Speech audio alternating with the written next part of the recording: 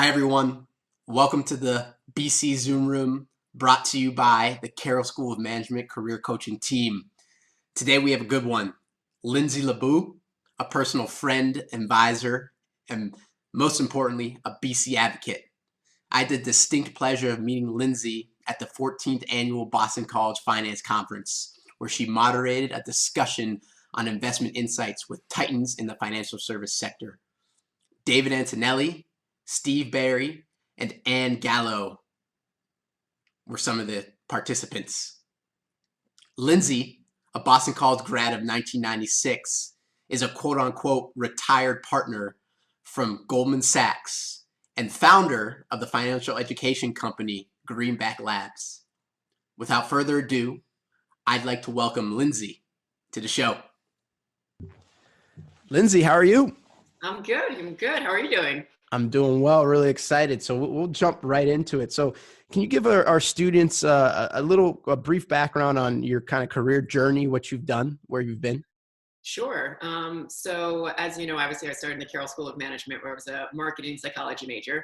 So that would make a lot of sense that I would end up, 17 years working on Wall Street, right? So I spent, as I mentioned, 17 years working in sort of what I would call sort of a traditional Wall Street role where I worked in fixed income sales. I was a partner at Goldman. And then after 17 years, I decided that I really wanted to try and do something different. And so for the past 6 to 7 years, I've actually been sort of in the entrepreneur world. I had started my own company called Greenback Labs, which is a financial media and education company. But at the same time, I actually did stay connected to Goldman, where I'm actually an advisory director, where I work with Goldman's innovation platform called Accelerate, as well as their their investing commitment to invest $500 million in diverse founded teams. So I'm able to both run my own company in the entrepreneur space as well as advise companies, which has been pretty awesome.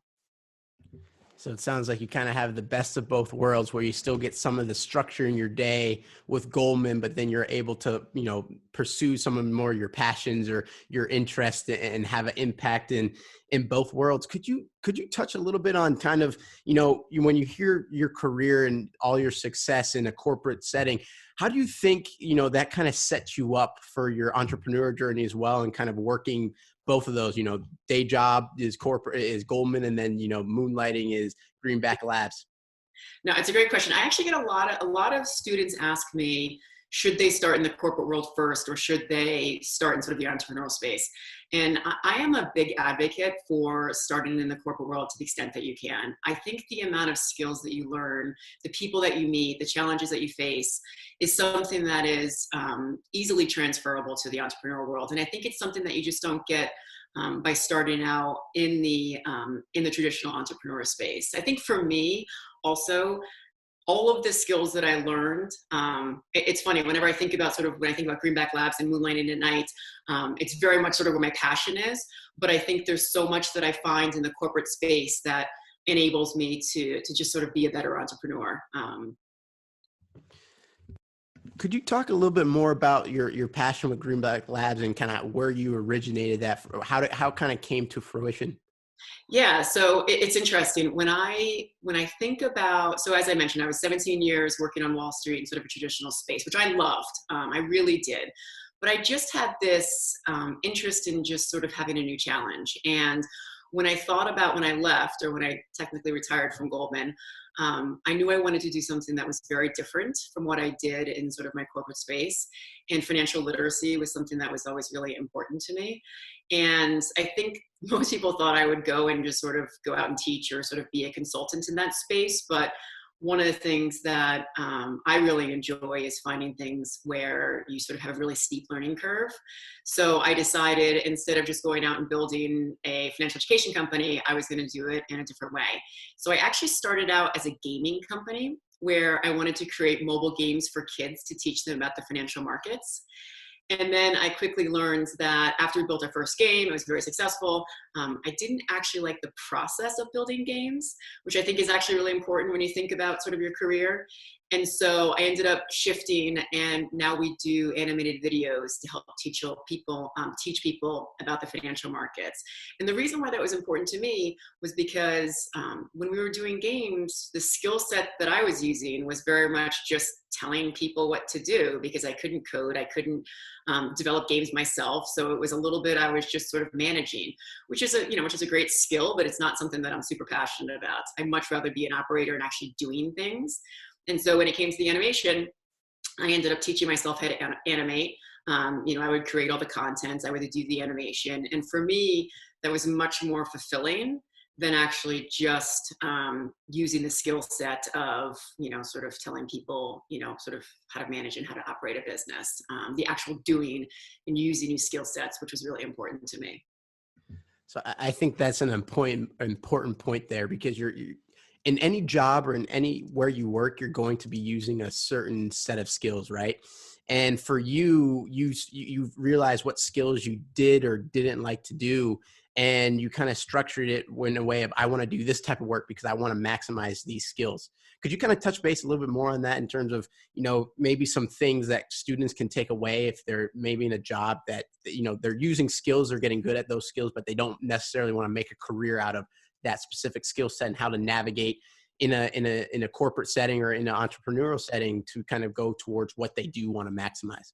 Yeah, that's a great question. I mean, I can tell you, so when I first started out on Wall Street, I had started in, it was actually a consulting role. And after sort of a year of this consulting role, you get to decide sort of where you want to work permanently within the firm. And I fell in love with the trading floor. And I knew that if I was going to work on Wall Street for the next couple of years, because my goal was to work on it for a few years and then go back and get my MBA and pursue a marketing career, was that I wanted to work on the fixed income trading floor. Well, the only job that you could get on the fixed income trading floor at the time without your MBA was a research job. So I took a job in research just so I could get on the trading floor. And I quickly realized that the skills that you use in research were not the skills I wanted to build a career on. I didn't love reading long documents. I didn't love writing research reports, but I knew I loved the trading floor. And I quickly realized that the sales role was something that I thought I wanted to pursue. Once again, I sort of had a roadblock because in order to be in sales, you had to have your MBA. And so what I decided to do, instead of just sort of sitting there and saying, okay, look, I'm in a research role, I want to be at least in this environment, it's good enough. I said to myself, all right, I need to figure out how to ultimately get into a sales role. So I convinced my manager that it was really important for me as somebody who's been out of school for 2 years to move my desk so that I can sit with the sales and traders, because it would be really important for my learning curve. She believed me, so I moved out onto the, closer to the salespeople and traders. And then I just spent my time networking and talking to people and, sort of pursuing ultimately this role in sales, because I honestly believe the skill sets that I could use in sales were ones that I thought would be more interesting to me. I still had to do a really good job in research, and I still had to make sure that I was developing those skills. But just because you're in a role where the skill set you're developing is not necessarily one that you want to think about long term, one, you should still develop those skills, because no matter what, skills are transferable. But then two, it's very important to just take a step day by day and make sure that you're taking control of your career and moving things forward and taking steps to try and get in the position or try and pursue a career where the skill sets that you think are more interesting to you, you can pursue that. So I think that kind of gets into a question that I have for you in terms of just general, business principles that you live by and kind of your success mindset. Could you help break that down a little bit for us? Yeah, sure. I mean, I think so. There's 3 things that I think are really important that actually drive me every day. And 2 of them we've kind of already hit upon. One, which is you have to take control of your career. You have to do things in order to move yourself forward. That could simply be, you want a promotion and you think your manager knows you want a promotion, but have you spoken to your manager? Does your manager actually know that you want to do that, or that you're interested in this other job? Or if you're in a corporate job and you're thinking about moonlighting into, doing something in the startup world, you don't have to actually move into the startup world to do that. You can, start getting on, I don't know, email distributions to learn about different things that are happening in the startup world. Making sure that you're, doing things every single day to sort of move yourself forward. So taking control of your career is really important because nobody else is going to do that for you. The other thing that I think is really important, and we touched on this a little bit, is you have to focus on skills. I mean, I get a lot of questions about focusing on your passion and should you pursue your passion. I almost get frustrated and I almost get sort of a little bit anxiety ridden when somebody says, follow your passion, because I think that's if you can follow your passion, that's amazing. And if you know what your passion is, that's fantastic. But if you don't know what your passion is, focusing on your skill sets and focusing on things you like to actually do is really important. So I think that's sort of the second principle.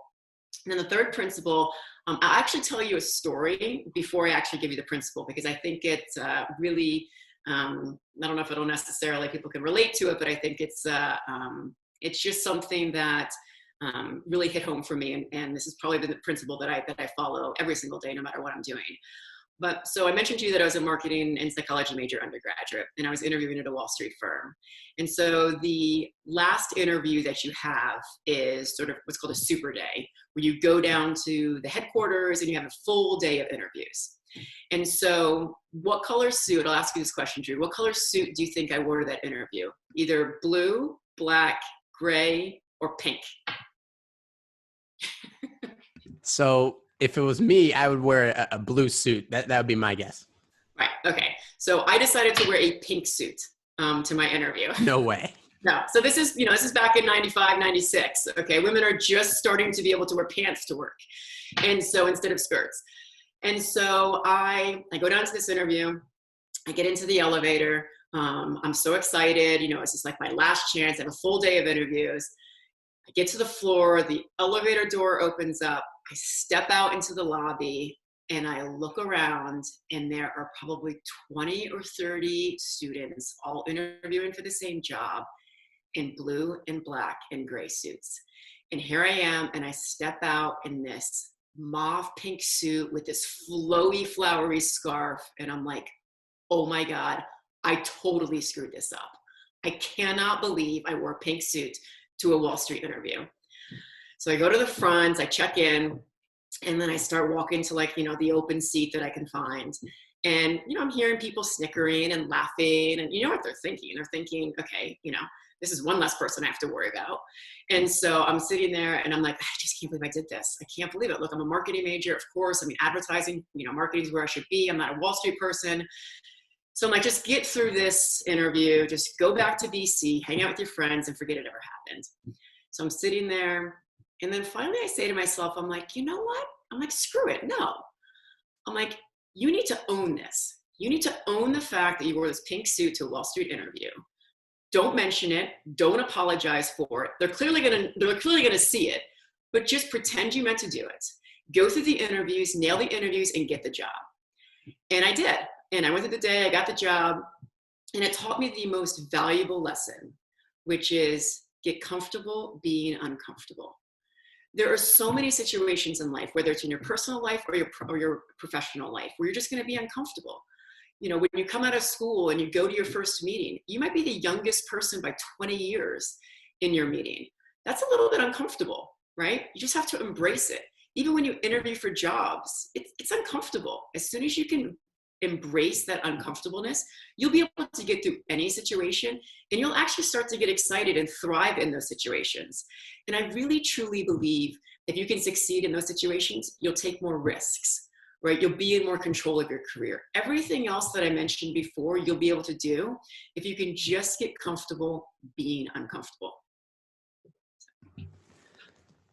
Wow. Really, first question is, do we have photo evidence of that 1995 interview with the pink suit that we can share with our students?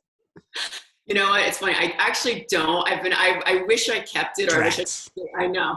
But I will tell you this. One thing that I did do was when I became a partner at Goldman, you get, they make partners every 2 years, and you're considered like a class. So I was a 2010 class of partners, and they take this big picture of the class. And I did wear a black suit to that picture, but I did put on a bright pink shirt underneath my suit, just to remind me, you know, one, where I came from, and two, to just never take yourself too seriously. And then also just the fact that like your career and it never ends, meaning your career and things that you're going to do, things that you're going to learn, things that you're going to pursue, right? And it was just sort of a reminder of me, you know, for me to just sort of remember where I came from. To your humble beginnings. Guys, if you're listening to this, you need to go back and re-listen to those 3 points because they are so valuable. And if there's any takeaway that you have from this is, you know, those 3 big points will kind of help you navigate this time, and it's important. So Lindsay, could you kind of, if I'm a college student and you tell me to take control of my own career, if you were to be in the 18 to 22-year-old shoes, I know you have a couple older children, but they're still in the high school, maybe college age. What would you tell them how would you, so take control of your career. Great. I get it. But now how do I make that practical to what I'm doing in school or how I'm going about my job search? Yeah, no, it's a great question. I mean, I think what's most important, especially in this environment, is you really have to be open-minded about where your career is going to take you, right? So to your point earlier, if you believed that this was the company you were going to work for and this is the role that you were going to work in when you graduated, look, that's not necessarily in your control right now.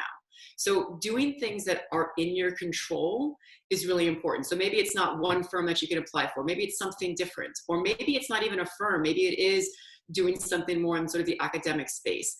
Once again, if you think about opportunities that at least move you forward into the right direction of where you want to go or the right skill sets that you want to use, that's the most important. I can tell you, once again, my lifelong goal was to be a brand manager at a consumer goods company. Everything I did in college, all my internships, everything led me to that place. I just didn't know that you needed an MBA to actually get to that role. And so I just started doing things that just kind of that moved me forward to that. I ended up in a totally different path, and I'm so thankful that I did. And right now, there are a lot of constraints, right? Everybody's doing remote learning, right? There's all interviews are virtual interviews. You're not even sure if you're going to be able to step, physically into a building when it comes to an internship. So it could be, having virtual conversations with people, talking to people in those industries. I think there's this need too for a lot more socialization virtually because people are feeling so isolated.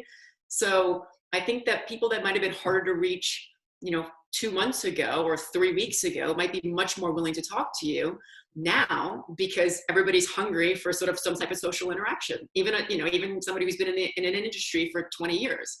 And I think when it comes to school, people always ask me, if I have a passion for this, what kind of classes should I take? One of the many great things about Boston College, I am a firm believer in a liberal arts education because you have to learn a lot of different things, for lack of a better term. You take a lot of different studies, a lot of different courses, and they teach you how to think differently, and they give you different perspectives.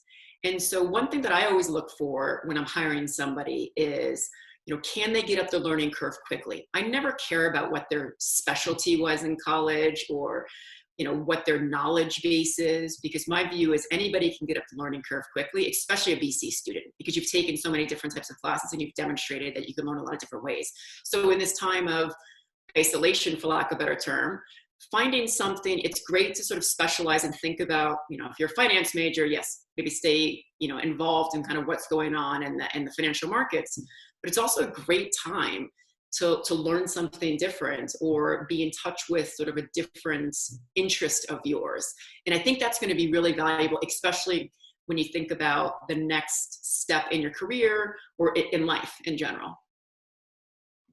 That's so important. I think that really touches on your second point too of, that last part where you said the liberal arts education helps you both build it, you get multidisciplined approach. So you have to think differently, and then it gives you perspective, because you're not always going to be in a CSOM business class. You might be in the Lynch School taking an education class on counseling, and it gives you a completely different mindset. And you're like, wow, I didn't know people think like that. And I think that kind of really touches into your second point of, hey, listen, if you have a passion, that's great. Dive deep in that passion. But for a lot of people, it takes time to, figure out where they are good and, what's they're really truly passionate about. So you want to focus on those skill sets. And when you're at a liberal arts school like Boston College, you are by nature getting a multi-discipline toolbox. So now, one day I'm pulling out the hammer, the next day it's the screwdriver, the next day it's the wrench, and then I got the saw coming up. So, you're crafting, you're building a house. You don't use the hammer to build a house. You have every single tool in the toolbox. That's great. So Lindsay, I think the last really big question I have for you, and I think this will help students a lot. And, in a time where, this conversation is heavily debated, the specialist versus generalist, do you have any kind of insights or kind of measure or kind of anything that you see from your world at Goldman and with Greenback Labs that help students navigate this conversation? Yeah, it's a great conversation. It's a great question, actually. Look, I am a firm believer. It's interesting. I think there's a need to specialize when it comes to, need's not the right word. There is a push in schools to specialize in something.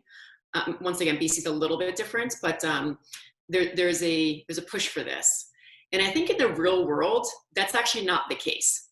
And what I mean by that is you may come in as the finance major, and this is what you're going to specialize. You're going to go, or just use finance as an example, you're going to go into sales and trading. You're going to become a specialist in this product, in this market. And the reality is that specialization is more just about having sort of a general knowledge of something that you can then apply to other things. And I think if you approach any job, any specialist, quote, specialist job, with the fact that what you're trying to do is just build skill sets that you can ultimately use to something else, that's the best mindset to have. Being a specialist does not mean you are in one thing for the rest of your life. It means you get good at one thing, and then you can use what you're good at to make it transferable to other things. So I'll give you an example. When I moved into sales, there was just 4 of us. I was the most junior person in the team. And I knew I needed to do something to set myself apart.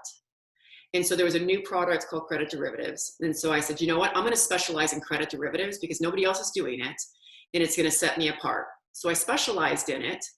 And then, the market ended up taking off and it was great.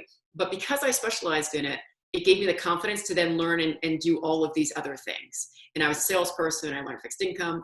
And so I think there's this feeling that there's this pressure to specialize, but you're not really specializing. All you're doing is you're taking a skill set that you can then make transferable. When I ended up moving to Greenback Labs and leaving my traditional job on Wall Street, I was very nervous. I thought, my gosh, all I've done my entire career is sales. And so therefore I must just be a salesperson. And I wasn't appreciating all these other skills that I was learning. And I think it's really important when you specialize, you're not really specializing. You're learning all these different skills. And it's about having the confidence to use all these different skills that you're learning and making them transferable. And I think that's what gets lost on a lot of people, whether you're right out of school or whether you're 20 years in your career, is that you need to have a very large toolbox, to use your analogy, in order to be successful in any career. And so there's really, in my mind, no specialization. There is, I'm going to try and get good at one thing, sort of set myself apart, but it's also going to build all these other skill sets for me. So valuable. And I think the point that really stands out there is when when you think about specializing, you have a generalist mindset and you're going deep in one place and you're kind of, out competing others. And then you're allowing that skill to then be transferable to other things. But at the back of your mind, you have to realize it's being adaptable, being a marketing major and then going to work in Goldman in sales, derivatives trading. That's not what you think of when you think of a marketing major that wants to do product management, brand management, right? Right. Well, and I also think one about the specialization that I just want to make sure that people sort of get out of their mindset is, to use your example, I specialized in derivatives, but it doesn't mean that derivatives is what I specialized in. I specialized in working on complex products. I worked on problem solving. I worked on, I specialized in working in sort of an intense environment.